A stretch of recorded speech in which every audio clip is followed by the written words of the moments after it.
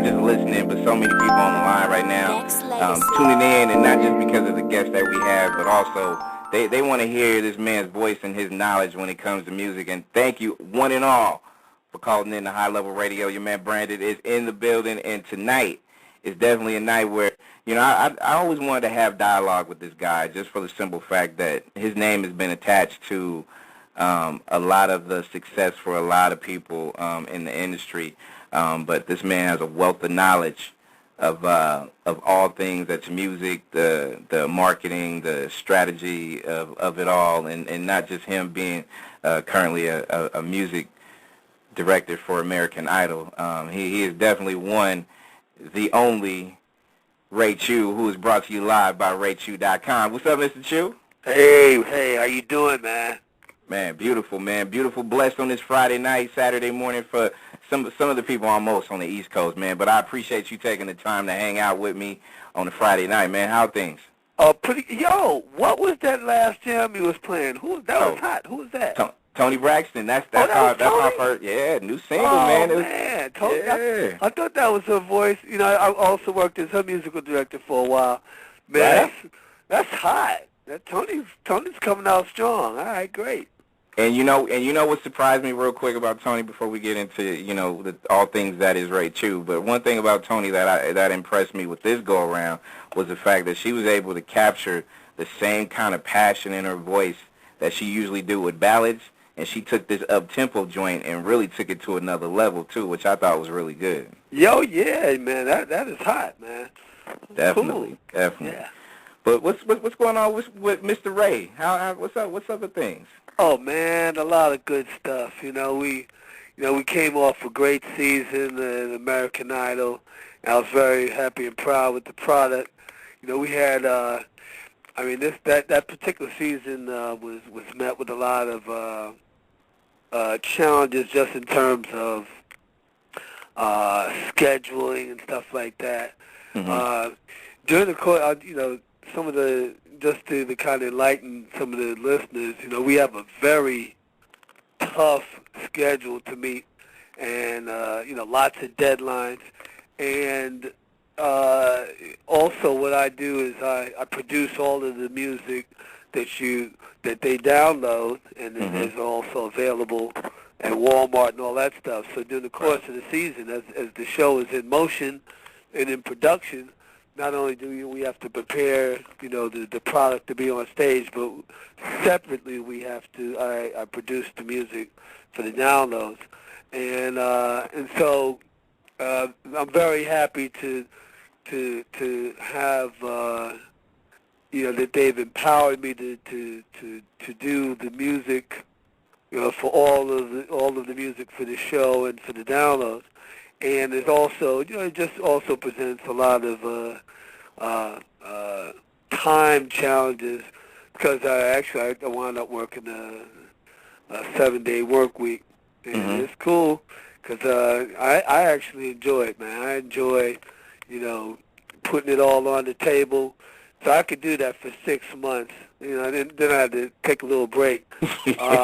As you should. And the break was about 3 days. I had 3 days, and then I was right into also one of the shows I work is Miss USA, mm-hmm. and I do all the music for that show. So Miss USA, that was right on the heels of that. And then I had another couple of days off, and then I jumped into the BET Awards. And we had a great year at the BET Awards, too, because this year we did I think there's now in the show that it feels like there's more R&B infused with the, so it doesn't just feel like, mm-hmm. the hip-hop awards and nothing like that. It feels, more balanced, or at least that's the comments I've been getting, and I agree with them. Right. And especially, that we have gospel in the show every year. Mm-hmm. So this year we also there was with the Whitney Houston tribute, right, and they had Whitney Houston's mother perform, so that was a very special moment. So I'm doing, mm-hmm. I'm having a good time, man. You know what, and I'm glad you mentioned just certain things that's awards, and the fact that a lot of people when they look up Ray Chu and they see your name being attached to so many different artists and different people that you've worked with, not just the Four Tops, Dionne Warwick, Smokey, Mary J. Blige, Alicia Keys, etc. Your the work that you've done and that you continue to do with American Idol is definitely appreciated. So a lot more people are really appreciating more of what Ray Chu and of course everybody at American Idol has been. But one of my questions to you is, and you kind of mentioned it just a little while ago, but is it production and everything that kind of goes with doing Idol on a regular basis, and that's a everyday grind. Like that work is super hard when it's all said and done, right? Oh, absolutely, absolutely. To give you an example of what the work week looks like, well, it'll start. We can start on a Friday, let's say, and a Friday we would sit down with the contestants. And they would have, the mentoring session with Jimmy Iovine and whoever else he may have in there. Mm-hmm. Lady Gaga sometimes. He's had a lot of people in there. So right. He'll sit down and they'll have comments and critique what they think how the contestant may be doing, and maybe have some suggestions on the arrangements or this or that. That's on a Friday. Immediately after that session, we get started on preparing the music for the show and for the for the iTunes version, mm-hmm. which are the same arrangement, but they're separate work schedules.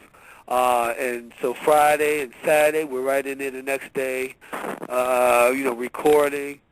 Sunday we're recording and finishing up the stuff. They'll start mixing on Monday, and also Monday we're on the stage, starting to rehearse. Tuesday we're on the stage, we're also mastering, and then Wednesday we're on the set. We up there, and we have the live show. Thursday they have that's the voting day, but we have to work on the group song during the same process. And so we do a group song on Thursday, and then we also have to play the swan song for whoever else is getting voted off that day. And then Friday we're back at it. That grind seems to, be continuous. I mean, throughout the seasons of American Idol. And when you were first approached to be a part of that brand, how was that whole process? How did that work for you? And how did everything kind of fall into your lap, so to speak, when it comes to that? Well, I'd say that any kind of great fortune that one may have in their career or in life is the byproduct of blessing. First of all, it's a blessing, and it's a byproduct of whatever it is that whatever seeds you have sown in the past. So never any accidents. Mm-hmm. Never, when people call luck, I call blessings. Right. And so it was by a blessing that Ron Fair had called me and brought me to Jimmy Iovine, and Jimmy Iovine, asked me right away to be the musical director. For the show, he brought me to all the producers in the network. They all signed off on it, and that was pretty much it. But when I say pretty much it, is that people, if they want you and they think you're the right choice, then it doesn't have to take long for people to make a decision. Mm-hmm. But that's after all the years I put into the business to be eligible for that kind of position. Okay. When it's all said and done, and when you look back at just the opportunity, you weren't involved in like a competition or anything like that. A lot of people just saw the best in you, and they saw your resume, and they checked you out, and they wanted you to become a part of just this machine that's American Idol, right? Well, it's always a competition, just in terms of, it may not be, me walking in a room with two other people sitting down Right. and we No battling doubt. it out. Right. It's, they're separate. There's, somebody, while I was asked by, Jimmy and on that side of the fence, somebody else was pushing somebody else on another side. Mm-hmm. And, but, I think at the end of the day, it's been wonderful, the whole process. I'm always, prepared to, to stand behind my product and put it on the table. Like I said, my brand is me.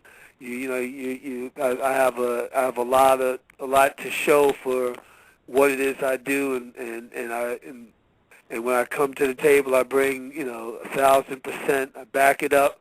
Whatever it is needs to happen, I make sure that, I bring my work ethic. I bring my A game every time. Never a time where it's going to be anything less.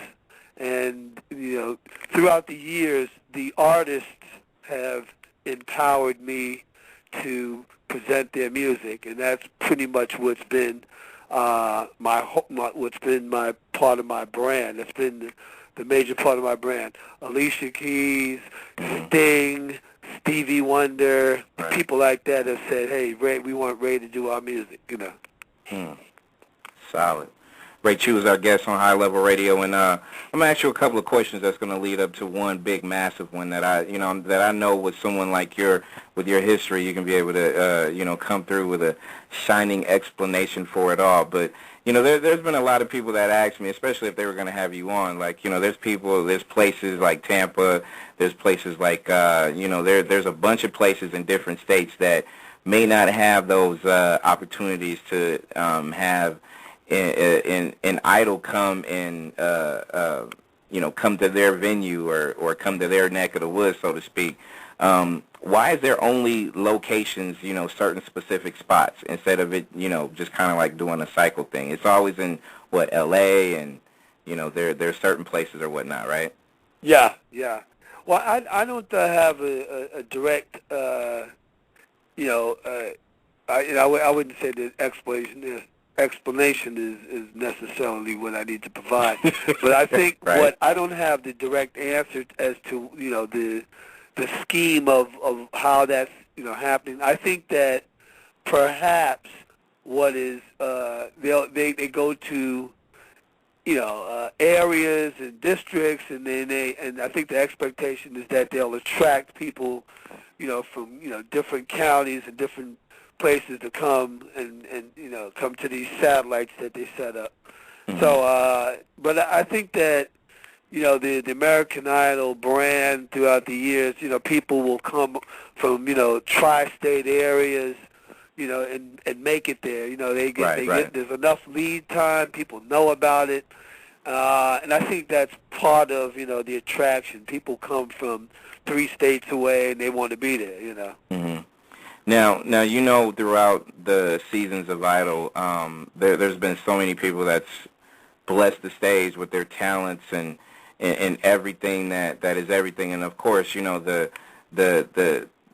thing that a lot of people talk about are the voting and just the votes. And it's always debatable when they have a favorite, their favorite gets voted off, or whatever the case may be. It's always been one of those emotional moments for not just the artist, but for the potential fan base. What's your opinion about just the artists, the new artists that you've seen grace the stage, and even though that they have left, be it voted out or whatnot, that you turned around and like, you know what, they're still going to be okay? Mm-hmm. Yeah, I think I've seen a lot of that, matter of fact, I see some of that in almost any of the top 10 that have, that make any of the artists that make it through the top 10. They've demonstrated, first of all, their ability to hack it out through a crowd, to mm-hmm. be able to be standout. For them to get through a stadium, past a whole stadium full of people, right? And it's a big deal. For them to get through, all of the the semi, final this type of stuff, stadium, then down to 500, then down to, the top 150, and then finally to make it out to, to Vegas and hack it out there, and then Hollywood Week, and then to make it into the top 10, you really have to have something special and unique. Right. And so that's what I've seen out of all of the top 10s, that they've always had something special and unique about them. What happens during the course of the competition, which is, getting to the finish line, the first thing is that it's by attrition. It's always somebody's got to go, so it can't be that the next week that we're going to keep somebody's going to get voted off.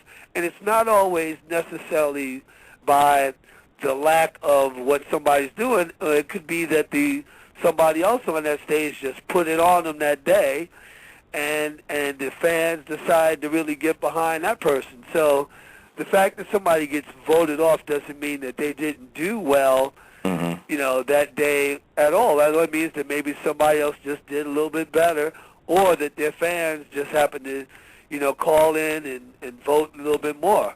So actually, I like that part of the process because it doesn't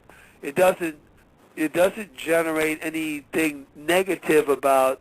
It doesn't say anything negative about, the aspiring artist. And I think, and that's what I tell each of them. When it's time for them to exit the show, I do have a word with them, and one of the words is encouragement. I say, listen, you have, something very special, and now you have the opportunity to get started with your career and your creativity. And you've had great exposure. Now get to work. Amazing. Especially when you have so many people that's really aspiring and trying to be heard, not just on the national level, but worldwide. Because you know how it is with talent, Ray. Like, a lot of people have it, but it takes those very few and those very special few to be able to maximize that little something extra. It's like you said about the top 10. Like, not only do they have talent, but they got something extra that'll be able to take them to the top. And my question to you is, I'm going to ask you as an artist, and also I'm going to ask you as a fan's perspective. Like, the artists nowadays, I'm pretty sure you've probably heard a lot of people talk about the elephant in the room, which is the lack of creativity for certain artists, not just R&B, but also hip-hop and a few different genres. So as far as creativity and the lack thereof, for one, do you feel like there is a lack of creativity when it comes to music nowadays? Well, I think that what happens is that the market tends to be oversaturated with a lot of the same types of stuff. When somebody comes up with a hit, immediately you got 10 artists jumping to the table to replicate that. And it's not necessarily that the artists are, a lack of imagination, but I think that, the business keeps calling for that. You have all of if anybody has an A&R job, first of all, if you got an A&R job tomorrow, as soon as you get it, the clock is ticking. Tick, tick, tick, tick, tick, tick, tick. You need a hit. You need a hit. You need a hit. And so the guys who have that job, they can't be but so creative or imaginative. They need to come up with a hit. So what's the fastest way to come up with a hit? Recognize one that's already out there and come up with something that sounds something like that. Right. And that's what people do. They kind of replicate, something that's hot right now and get it out there. If somebody's got something hot, then the next label's going to do something equally as hot with the same type of vibe, If there's a hot rapper on the scene, he's gonna be on 12 different records at the same time. Right. And I would say that's, in some people's view they like that, and in a lot of people's view they don't like it. But I think that's what is going on. And Ray, was it always like that though? Because when you talk about A&Rs and their need to make a hit, and I'm pretty sure when you go way back when, there's probably other people that was in the same boat, so to speak, looking for that hit, needing that hit, and finding it with different artists? Like, do you feel like the development of an artist kind of went away because of the fact that you know, nowadays you need that hit versus how it used to be when you actually had time to develop an artist?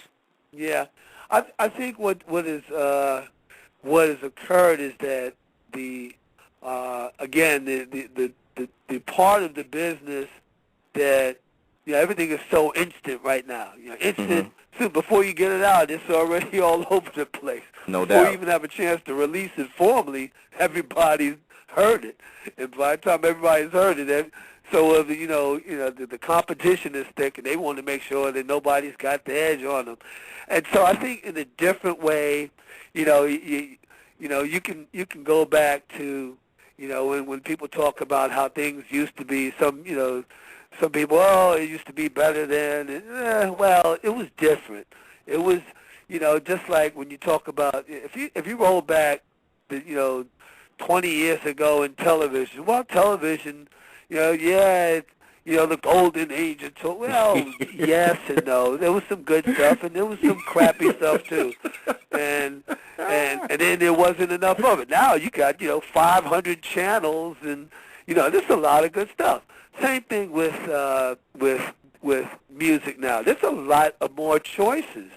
If there's something that you like, there's a lot of it somewhere. There's somebody doing it in a corner of the earth, and it's available. Somebody's doing, there's a lot of great independent stuff, for people who like, artists to be edgy and creative and different. It's out there. It is out there. Now, it may not be, on terrestrial radio, and it may not be, filling, the main lane, so to speak, but the fact is that it's available and people know how to find it. So I think that's what's good about, where we're at right now. There's a lot available, and and there's a lot of different places and ways to get it. You know what? You just made me think about something that really kind of hold true, because I'm listening to what you're saying, and our guest is Ray Chu on High Level Radio. You said something important, because to me, I think you're right. I mean, there is more channels to turn. There is more artists to listen to.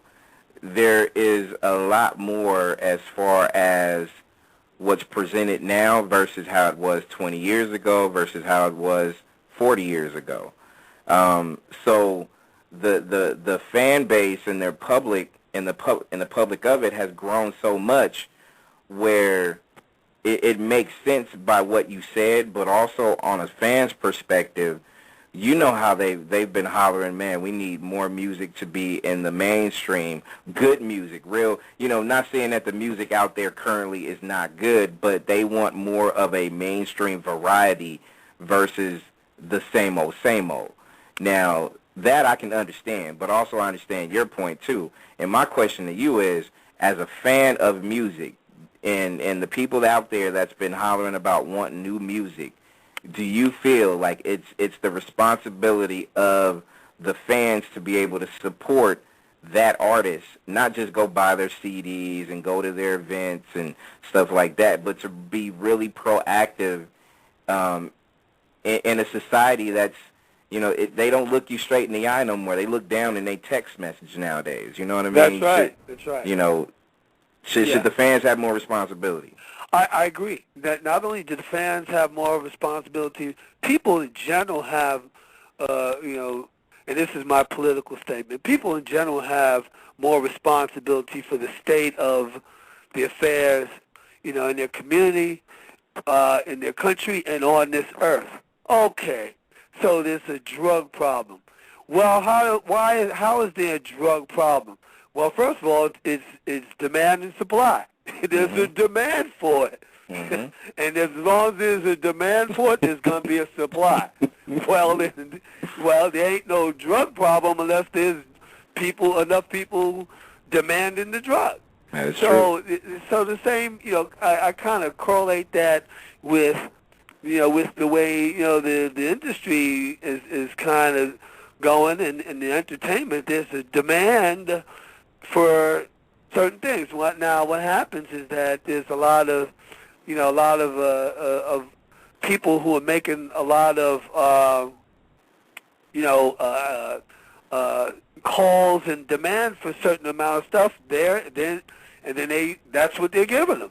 And I'd say that there has to be some kind of public, and it's hard to organize, and I guess, if you get enough individuals to stand up and say, hey, listen, we want more, we want people to take more artistic, chances. We don't want the same thing all the time. Come on, give us something different. Right. Then they have to support the artists that do that. There are artists that do that. So if that's the case, you got to find the artists that do that. For instance, I remember now everybody, and I love Beyonce, all right, and I love her stuff, and she's at the top of the heap in many ways. But I remember, I think a few years back, and I'm not sure which album was, but I listened to her sister Solange's record, which I really liked. I was like, man, I was the one on the, and I was on this committee, and we were listening to stuff, and we pulled up Solange, and that didn't get nearly the same amount of exposure, not at all.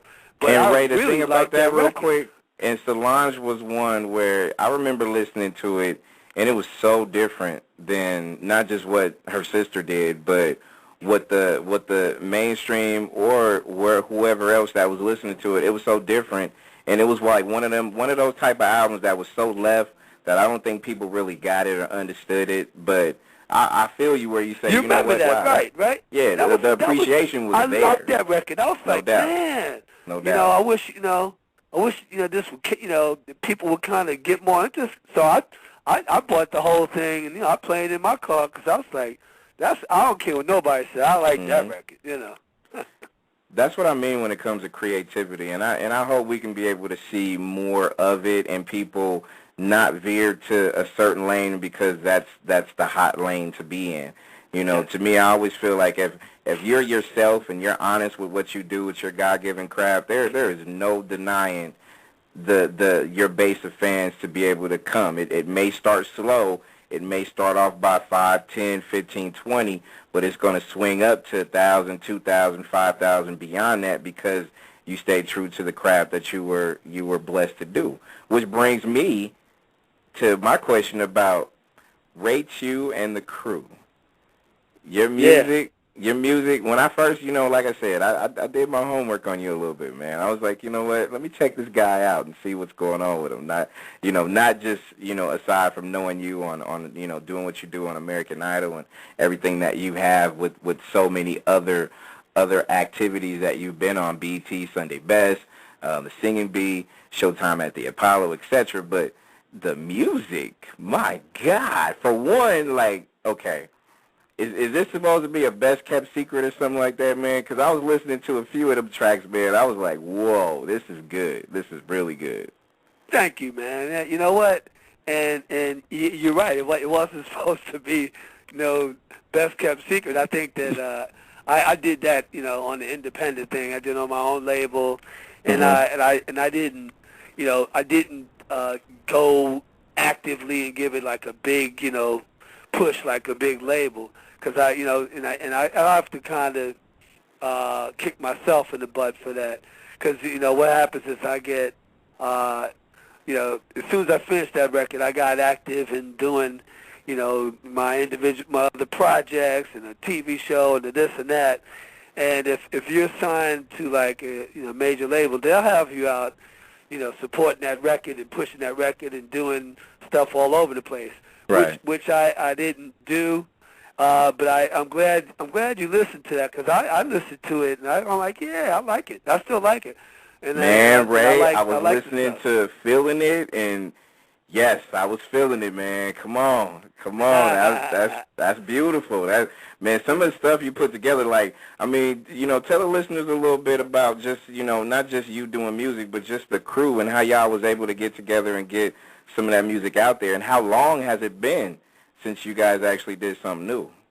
Wow, it's been a while. It's been that CD is a few years old, and I think I didn't want to lock in a specific number of years, but it's probably over 4 or 5 years old. And I don't like to say old because when I listen to it, it still sounds good to me and musically fresh. No doubt. And something is fresh if you haven't heard it before, or if it doesn't sound like dated in terms of the beats and how what it's saying musically. So the stuff I did on that CD wasn't locked into any beat. It was a pure kind of R&B approach to my expression at that moment. And so I with that, I don't think it could be like dated per se. Because if you go back and listen to Stevie Wonder, songs in the key of life, that can't be dated. That's just great stuff. Never, exactly. It's great Amen stuff to that. forever. You know what I mean? If you listen to, a lot of artists like that. And so, yeah, that's kind of where my heart was at when I did that. Me and the fellas, we got together, and that was I did my own label at that moment, and everybody came to the table with some songs, and it was really a really organic process. I enjoyed that, and I would be happy to do that again.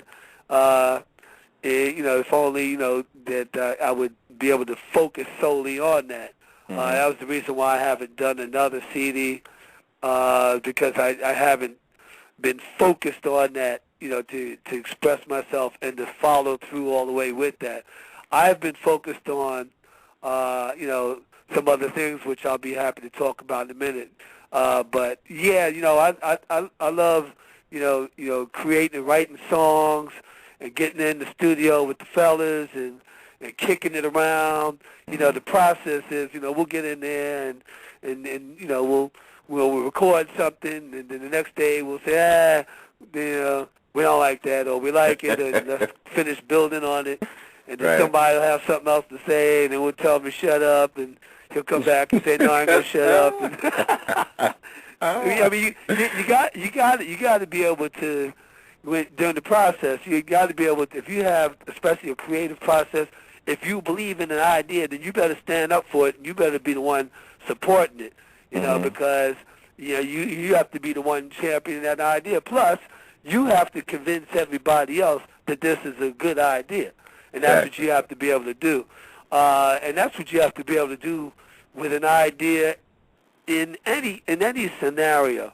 If you have a creative idea, in any arena, you have to be the one to be the strongest voice and the strongest advocate for it. It's great to have other people stand up, and agents and managers and all that, but you have to be the main voice.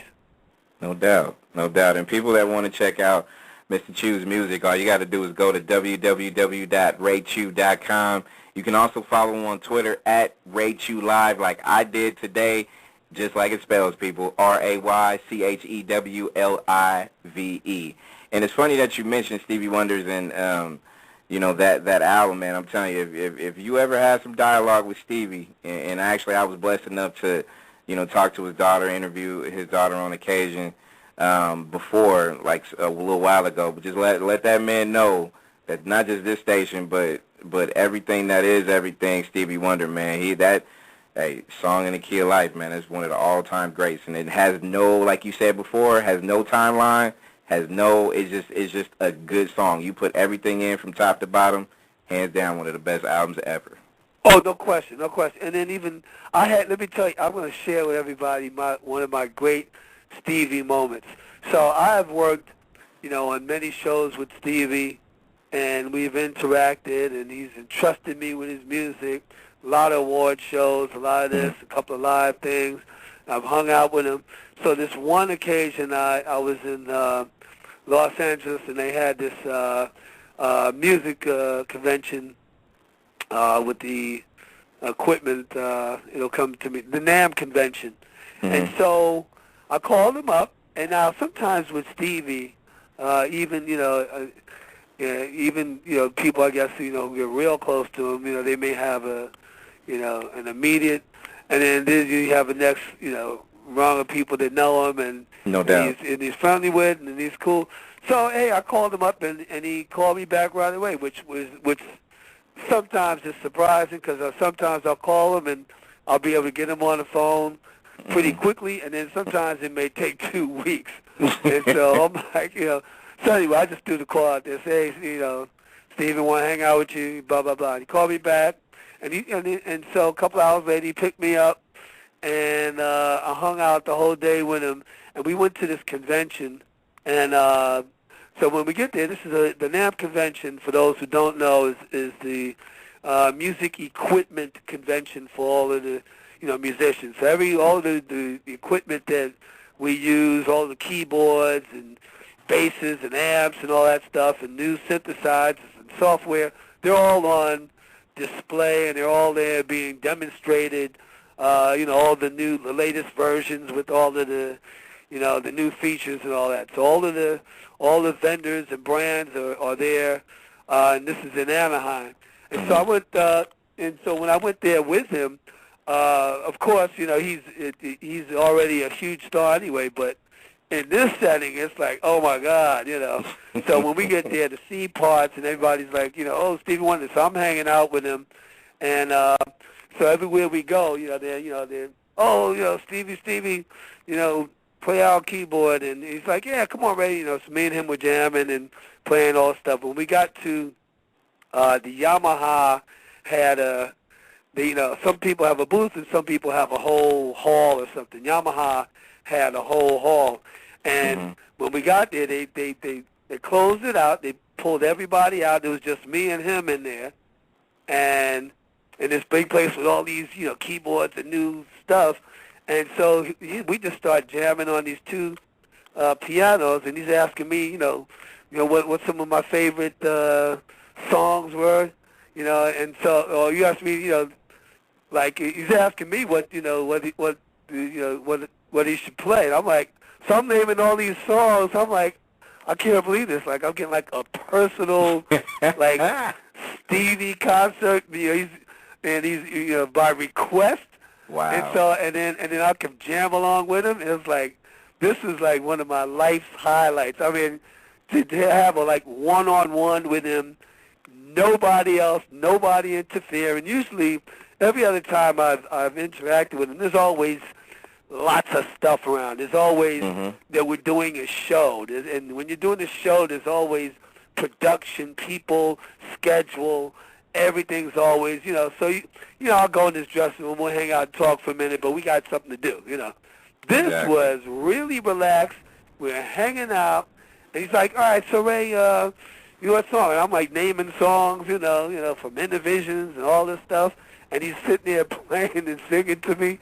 I was like, are you kidding me? I was like, where is the camera?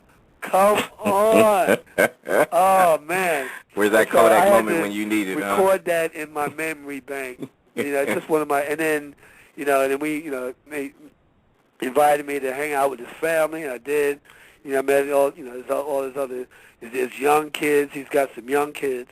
And of course, Aisha and some of the other people. And so that was a great moment for me. Wow. Wow. See, like you said, I mean, even though you didn't have a Kodak moment for it, I mean, the memory banks, all those good memories that's attached to, and just having good dealings with good people, man, I'm telling you, man, that will always reign supreme. And before I let you go, man, some of the stuff that you have currently, what's on your horizon right now, as far as not just you doing Idol and all these 50 million other things. What's some standout things that you're looking forward to finish off the rest of the year and going into 2013? I'm going to be, Dave, I've been appointed in New York City as the executive producer and musical director for the Harlem Jazz and Music Festival. Congrats. Harlem Jazz and Music Wow. Festival runs Harlem Week and Harlem Day, and we just finished doing something at Grant's Tomb, and that day was in honor of the great late Howard Jackson. And then Sunday Morning Classics, we did a concert out there, Had a lot of fun, lots of people. Everybody was great. That was July 29th that just passed, the past weekend. Coming up is August 18th and August 19th on 135th Street in St. Nicholas. We're going to do a tribute to Don Cornelius and Soul Train. We're going to set a world record for the biggest Soul Train line. We got to get everybody to come out and jump on that. So we're organizing that. But more so, I'd like to talk about what the Harlem Jazz and Music Festival means.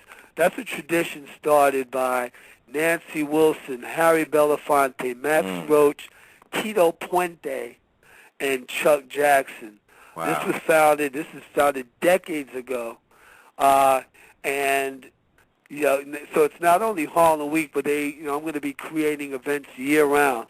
We also have 4 stages along the route of the New York City Marathon when that occurs.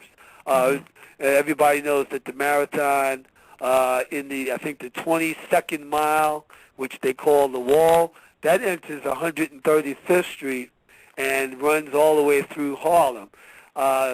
During its run through Harlem, we'll set up several stages and entertain probably over 40,000 people, during the course of that. I'm going to be, executive producer and curating a lot of wonderful events in association with the Harlem Jazz and Music Festival. That's one of the things I'd like to talk about. I want everybody and when they hear about it, come on out, support it.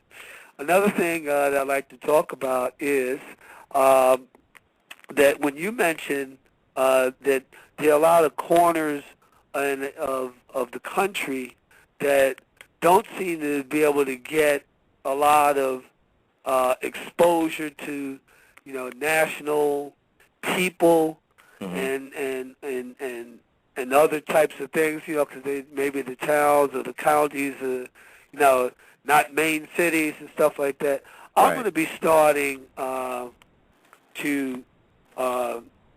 I got to get the schedule together, but I want to let everybody know what I'm going to do. I'm going to start a seminar series, and I call it Ray Chu Life and Music. So I'm going to do a series of seminars, and I'll start in the major markets, but I want to go to the secondary markets. I won't call them secondary markets because they're not secondary markets to the people who live there. But I'll go to places that are off the beaten path, and I want to bring my message of inspiration and experience, to those interested in learning about thriving and, and living in the music business. I will discuss my many years of experience in industry and highlight specific lessons that have proven to be valuable themes that are, applicable to living a successful life. A lot of the skills that I have undertaken and applied are transferable skills.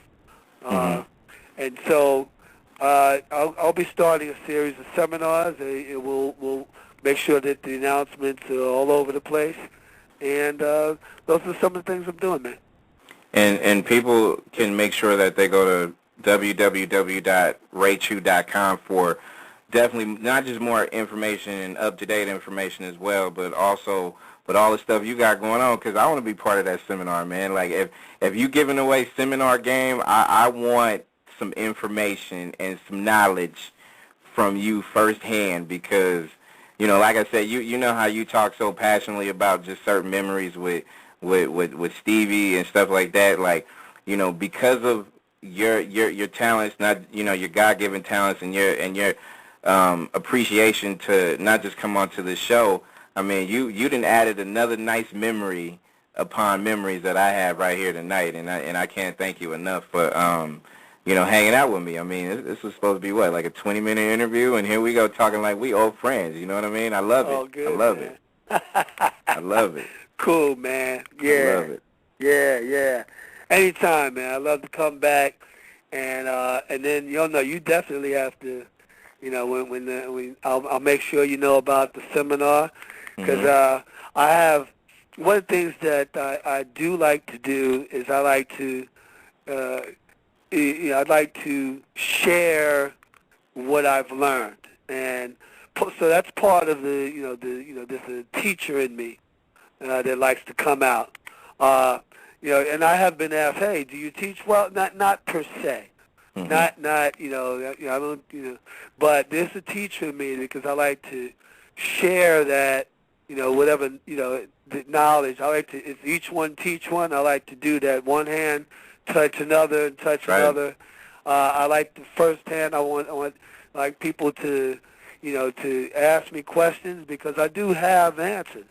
And the answers don't always come necessarily from my own mouth. I've had Quincy Jones telling me stuff over the years. Mm-hmm. I've had Stevie and people like that, great quotes, and direct application for stuff. So I like to share that with people.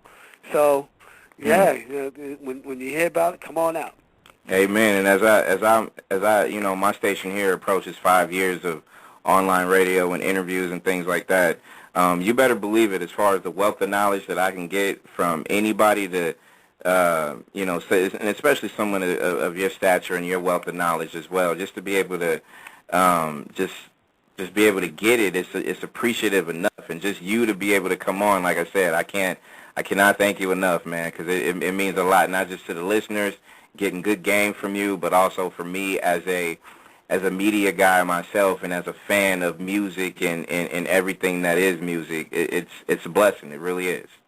Well, thank you very much, man. Cool.